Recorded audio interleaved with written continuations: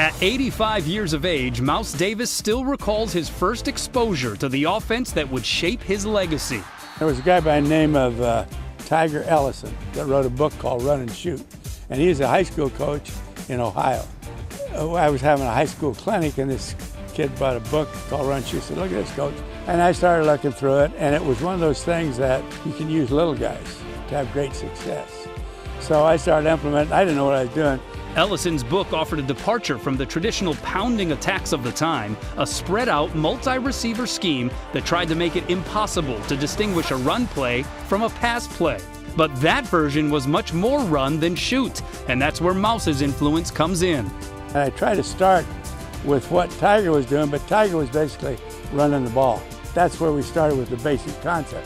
Then we broke basic concept in. The result? A gunslinging aerial assault far more complex than it would appear. Well, the biggest single difference is in the run and shoot, you take a concept, a pass play, and you attack a minimum of 5 coverages with that pass play.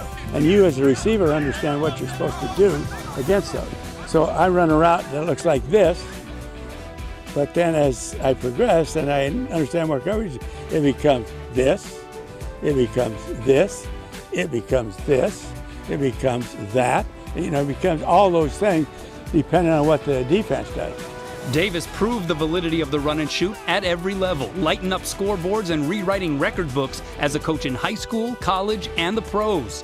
At Portland State, he taught it to a quarterback named June Jones, who eventually brought it to Aloha Stadium, kicking off one of the most fruitful eras in Rainbow Warrior history.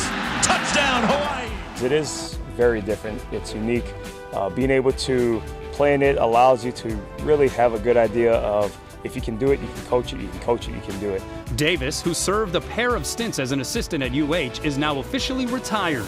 But he was much more than an observer during his week attending Hawaii's training camp, freely sharing his input in hopes of helping Rolo rev it up. First of all, he's a good guy. And then I looked at him last year, I followed him, I'm rooting for him. Getting a little sleepy looking at that offense. I don't want to get sleepy. They weren't very good. And you got to get better. I think this is a perfect play.